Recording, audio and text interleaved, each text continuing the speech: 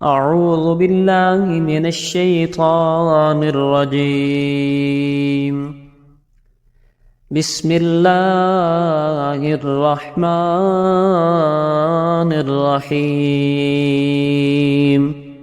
ایسے Islamic voice T V کے معزز سامعین و حضرات، آپ سبھی سننے اور دیکھنے والوں کو السلام علیکم ورحمۃ اللہ وبرکاتہ۔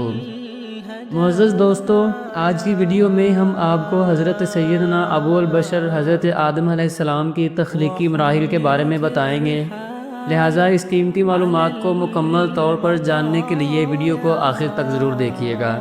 تو آئیے چل کر موضوع کا باقاعدہ آغاز کرتے ہیں۔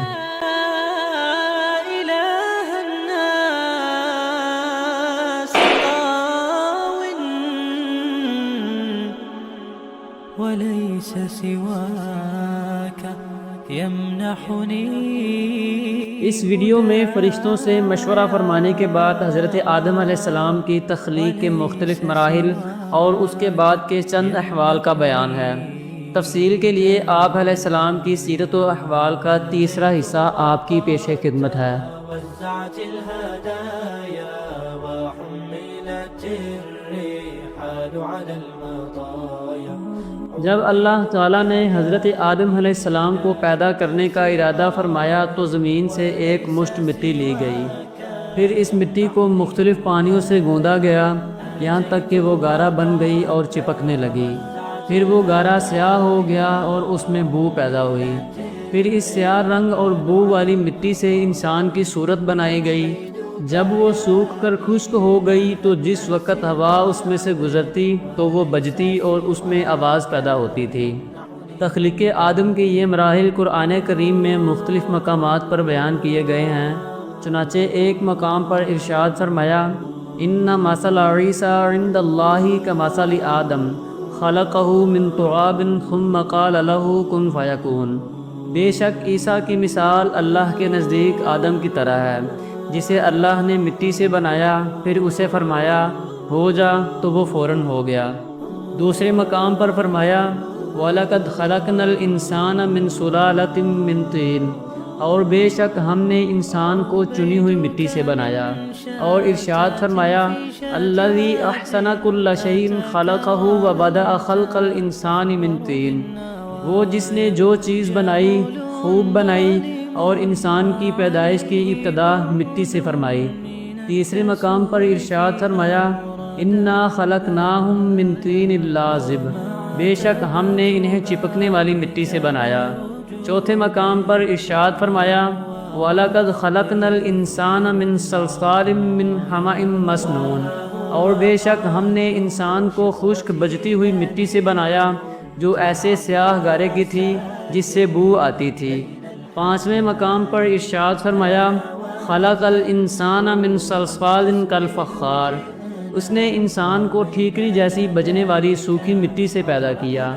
مذکورہ آیات کے علاوہ سورہ انعام آیت نمبر 2، سورہ اعراف آیت نمبر 11 اور 199، سورہ حج آیت نمبر 5، سورہ روم آیت نمبر 20، سورہ سجدہ آیت نمبر 7، سورہ فاطر آیت نمبر 11، سورہ صافات آیت نمبر 11 اور سورہ مومن آیت نمبر 67 میں بھی حضرت آدم علیہ السلام کی تخلیق کا مختصر تذکرہ کیا گیا ہے۔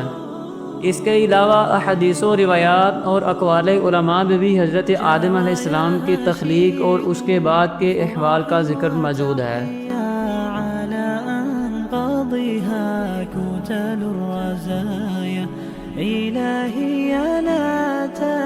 حضرت عبداللہ بن مسعود رضی اللہ تعالی عنہ سے روایت ہے کہ فرشتوں سے مشورہ فرمانے کے بعد اللہ تعالیٰ نے حضرت جبریل علیہ السلام کو زمین کی طرف بھیجا تاکہ وہ اس سے مٹی لے کر آئیں۔ تو زمین نے کہا میں اس سے اللہ تعالیٰ کی پناہ چاہتی ہوں کہ مجھ سے کچھ کم کیا جائے یا میری کوئی چیز خراب کی جائے۔ حضرت جبریل علیہ السلام مٹی لیے بغیر واپس لوٹ آئے اور عرض کی اے میرے رب، زمین نے تیری پناہ طلب کی تو میں نے اسے پناہ دے دی۔ پھر اللہ تعالیٰ نے حضرت میکائیل علیہ السلام کو بھیجا تو ان سے بھی زمین نے وہی کہا اور انہوں نے بھی اسے پناہ دے دی اور لوٹ کر بارگاہ الہی میں وہی عرض کی جو حضرت جبریل علیہ السلام نے کی تھی۔ پھر اللہ تعالیٰ نے حضرت اسرائیل علیہ السلام کو بھیجا، زمین نے ان سے پناہ طلب کی تو انہوں نے فرمایا میں اس بات سے اللہ تعالیٰ کی پناہ طلب کرتا ہوں کہ اس کا حکم نافذ کیے بغیر واپس لوٹ جاؤں۔ چنانچہ انہوں نے سطح زمین سے مٹی لے لی۔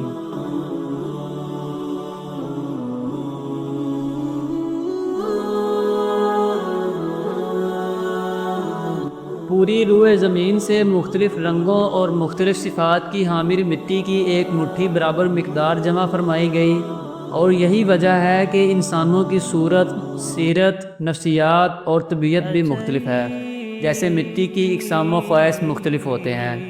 حضرت ابو موسیٰ اشعری رضی اللہ تعالیٰ عنہ سے روایت ہے، نبی کریم صلی اللہ علیہ وآلہ وسلم نے ارشاد فرمایا، اللہ تعالیٰ نے حضرت آدم علیہ السلام کو مٹی کی ایک مٹھی سے پیدا کیا جسے اس نے تمام روئے زمین سے لیا، لہٰذا اولاد آدم زمین کے اندازے کے مطابق آئی، یعنی چونکہ مٹی مختلف قسموں کی تھی اس لیے انسانوں کی صورتیں اور سیرتیں بھی مختلف ہیں، تو ان میں سرخ، سفید، کالے اور درمیانے یعنی سانولے یا سفیدی سرخی سے مخلوط اور نرم و سخت اور خبیث و پاکیزہ ہیں۔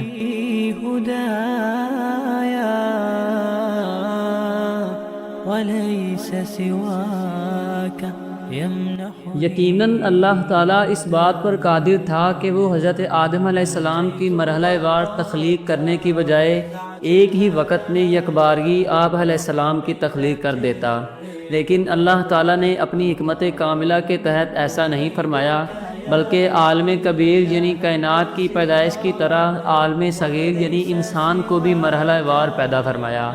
اس میں ہمارے لیے یہ تعلیم ہے کہ ہم بھی اپنے کام اطمینان سے اور مرحلہ وار کیا کریں۔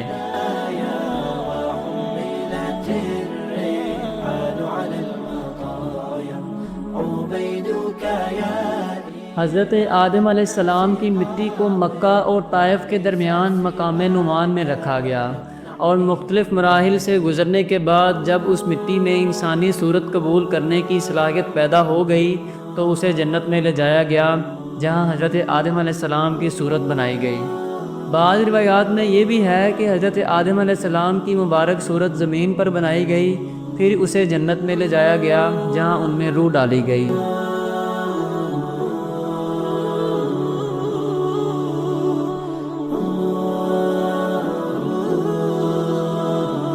اللہ تعالیٰ نے حضرت آدم علیہ السلام کی تخلیق خاص اپنے دستے قدرت سے فرمائی، جیسا کہ ابلیس کے سجدہ نہ کرنے پر اللہ تعالیٰ نے اس سے فرمایا یا ابلیس ما منعک ان تسجد لما خلقت بیدی، اے ابلیس تجھے کس چیز نے روکا کہ تو اسے سجدہ کرے جسے میں نے اپنے ہاتھوں سے بنایا۔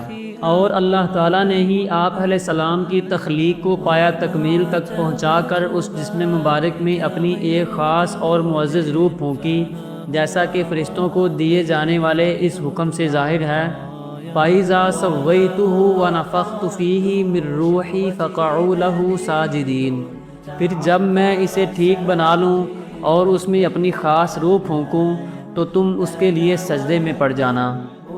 حضرت آدم علیہ السلام کی صورت اور قد مبارک کے بارے حضرت ابو ہریرہ رضی اللہ تعالی عنہ سے روایت ہے، رسول کریم صلی اللہ علیہ وآلہ وسلم نے ارشاد فرمایا، اللہ تعالیٰ نے حضرت آدم علیہ السلام کو اپنی صورت پر پیدا فرمایا اور ان کے قد کی لمبائی 60 گز تھی۔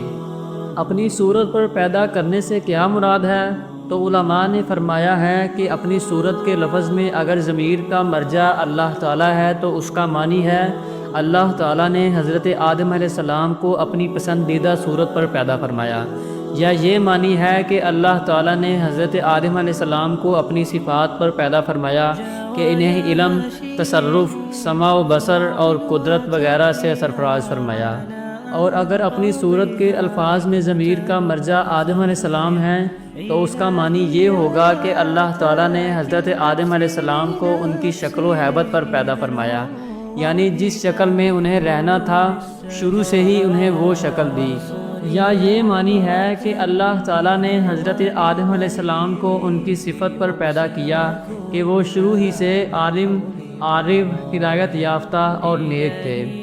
اس کے علاوہ یہاں گز سے مراد شرعی گز یعنی ایک ہاتھ 1.5 فٹ ہے، یعنی حضرت آدم علیہ السلام 60 ہاتھ یعنی 90 فٹ کے ہی پیدا ہوئے، دوسرے انسانوں کی طرح نہیں کہ پہلے بہت چھوٹے پیدا ہوتے ہیں پھر بڑھتے رہتے ہیں، کیونکہ آپ علیہ السلام کی پیدائش ماں باپ سے نہ تھی، اس لیے چھوٹا پیدا کرنے کی حاجت ہی نہ تھی۔ اس کے علاوہ بظاہر اتنا لمبا قد عجیب اور ناممکن معلوم ہوتا ہے، لیکن اللہ تعالیٰ کی قدرت پر نظر کی جائے تو نہ یہ عجیب ہے اور نہ ہی ناممکن، کیونکہ اللہ تعالیٰ اتنی لمبی قامت والا انسان بنانے پر خوب قادر ہے۔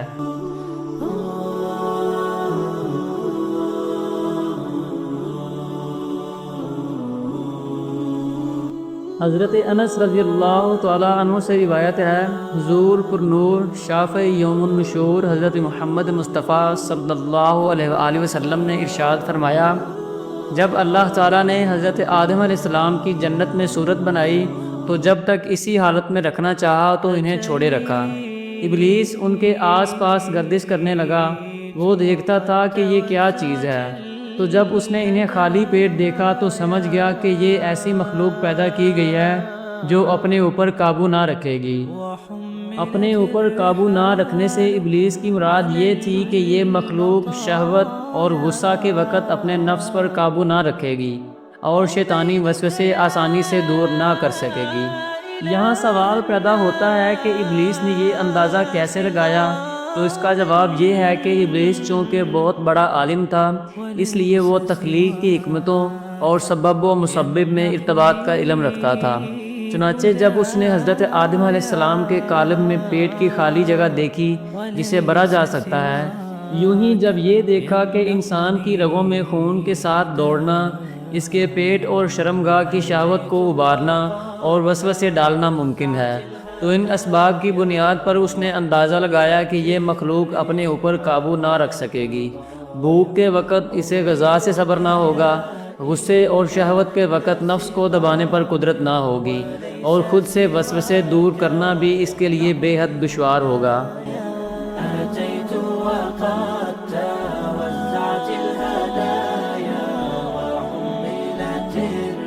مسلم شریف کی ایک روایت میں ہے، اللہ تعالیٰ نے حضرت آدم علیہ السلام کو مخلوق کے آخر میں جمعہ کے دن عصر کے بعد دن کی آخری ساعت میں عصر سے لے کر رات تک کے درمیان پیدا فرمایا۔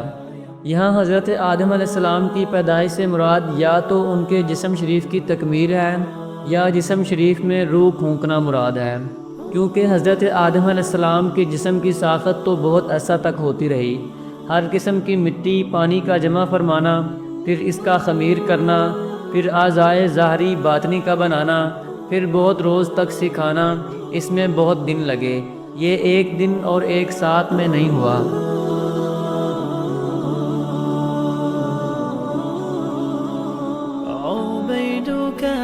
حضرت ابو ہریرہ رضی اللہ تعالی عنہ سے روایت ہے، حضور اکرم صلی اللہ علیہ وآلہ وسلم نے ارشاد فرمایا، بہترین دن جس میں سورج نکلے وہ جمعہ کا دن ہے، اسی دن حضرت آدم علیہ السلام کو پیدا کیا گیا، اسی دن انہیں جنت سے زمین پر اتارا گیا، اسی دن ان کی توبہ قبول فرمائی گئی، اسی دن ان کی وفات ہوئی اور اسی دن قیامت قائم ہوگی۔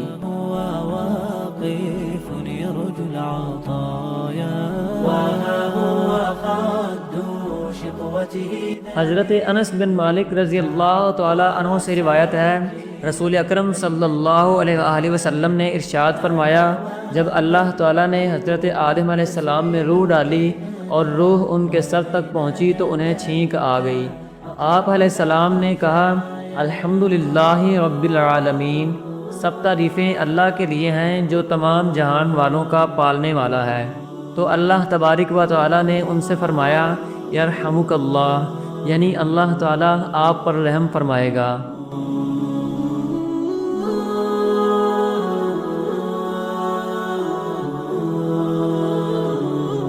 حضرت ابو ہریرہ رضی اللہ تعالی عنہ سے روایت ہے کہ رسول اکرم صلی اللہ علیہ وآلہ وسلم نے ارشاد فرمایا، جب اللہ تعالیٰ نے حضرت آدم علیہ السلام کو پیدا کیا تو فرمایا، جاؤ ان لوگوں پر سلام کرو جو کہ فرشتوں کی ایک جماعت ہے بیٹھی ہوئی ہے، اور غور سے سننا کہ وہ تمہیں کیا جواب دیتے ہیں، پھر وہی تمہارا اور تمہاری اولاد کا سلام ہوگا۔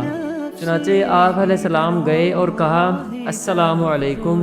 ان سب نے کہا السلام علیکم ورحمۃ اللہ، تو انہوں نے ان کے لیے ورحمۃ اللہ بڑھا دیا۔ ترمذی شریف کی حدیث میں ہے کہ جب اللہ تعالیٰ نے حضرت آدم علیہ السلام کو تخلیق فرمایا اور ان میں روح پھونکی تو انہیں چھینک آئی۔ آپ علیہ السلام نے الحمدللہ کہنے کا ارادہ فرمایا تو اذن الہی سے آپ نے اللہ تعالیٰ کی حمد کی۔ پھر اللہ تعالیٰ نے فرمایا اللہ کی تم پر رحمت ہے، اے آدم فرشتوں کی اس بیٹھی ہوئی جماعت کے پاس جاؤ اور کہو السلام علیکم۔ چنانچہ انہوں نے السلام علیکم کہا تو فرشتوں نے جواب دیا علیک السلام ورحمۃ اللہ۔ پھر آپ علیہ السلام بارگاہ الہی میں لوٹے اور اللہ تعالیٰ نے ارشاد فرمایا یہ تمہارا اور تمہاری اولاد کا آپس میں سلام ہے۔ یہاں اس حدیث پاک سے متعلق چند اہم باتیں ہیں، انہیں بہت ہی توجہ کے ساتھ سماعت فرمائیں۔ پہلے نمبر پر ہے کہ چھینک آنے پر حضرت آدم علیہ السلام کا حمد الہی کرنا اللہ تعالیٰ کی توفیق، تعلیم اور اس کے حکم سے تھا۔ دوسرے نمبر پر ہے یہاں حضرت آدم علیہ السلام نے بطور خاص اس لیے حمد کی کہ اللہ تعالیٰ نے اپنے فضل اور قدرت کاملہ سے آپ علیہ السلام کو نئے طور پر وجود بخشا۔ اس کے علاوہ آپ علیہ السلام کو متناسب قد و قامت اور صحت و تندرستی کے ساتھ پیدا کیا۔ اسی لیے روح پھونکے جانے کے بعد آپ علیہ السلام کو چھینک آئی، جو کہ مزاج کی درستی کی علامت ہے۔ اس فضل و احسان پر آپ علیہ السلام نے اللہ تعالیٰ کی حمد کی۔ تیسرے نمبر پر ہے کہ یہاں اللہ تعالیٰ کے یرحمک اللہ فرمانے میں دو احتمال ہیں۔ ایک یہ کہ بندوں کی تعلیم کے لیے دعائیہ کلمہ کی صورت میں بیان فرمایا، جیسے سورہ فاتحہ میں ہمیں سیدھے راستے کی دعا کے الفاظ سکھائے ہیں، تو یہاں سکھایا کہ اولاد آدم چھینک کے جواب میں کیا کہا کریں۔ دوسرے نمبر پر یہ فرمان خبر کے لیے ہے، یعنی اس میں خبر دی گئی کہ اللہ تعالیٰ کی آپ پر رحمت ہے۔ نمبر 4 پر حضرت آدم علیہ السلام کو فرشتوں کے پاس جا کر سلام کرنے کا فرمایا گیا۔ اس میں عاجزی اور ادب کی تعلیم ہے کہ آنے والا بیٹھے ہوئوں کو سلام کرے، اگرچہ آنے والا افضل اور بیٹھے ہوئے لوگ مفضول ہوں۔ 5ویں نمبر پر فرشتوں نے جواب میں ورحمۃ اللہ کے الفاظ بڑھائے۔ اس میں یہ درس ہے کہ جواب سلام میں کچھ الفاظ زیادہ کرنا مستحب ہے۔ 6 نمبر پر ہے کہ سلام کرنا مخلوق کے ساتھ حسن سلوک کرنے میں داخل ہے۔ 7ویں نمبر پر ہے کہ سلام کرنے سے محبت اور مسلمان بھائیوں کے دلوں میں الفت پیدا کرنے کا دروازہ کھلتا ہے اور یہ چیز کمال ایمان کی طرف لے جاتی ہے۔ 8ویں نمبر پر ہے کہ ملاقات کے وقت سلام کرنا بہت پرانی سنت ہے۔ اور 9ویں نمبر پر ہے کہ اپنے رب کی طرف لوٹنے سے مراد یہ ہے کہ حصول برکت کے لیے اس جگہ لوٹے جہاں پہلے اللہ تعالیٰ سے کلام کیا تھا، ورنہ اللہ تعالیٰ کی رحمت اور قدرت تو ہر جگہ موجود ہے۔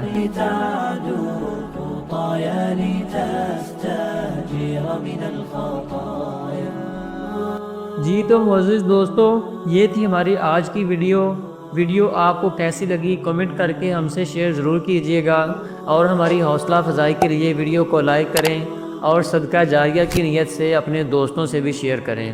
انشاءاللہ آپ سے ملاقات ہوتی ہے اگلی ویڈیو میں، تب تک کے لیے اپنا اور اپنے پیاروں کا ڈھیر سارا خیال رکھیے گا۔ اللہ نگہبان۔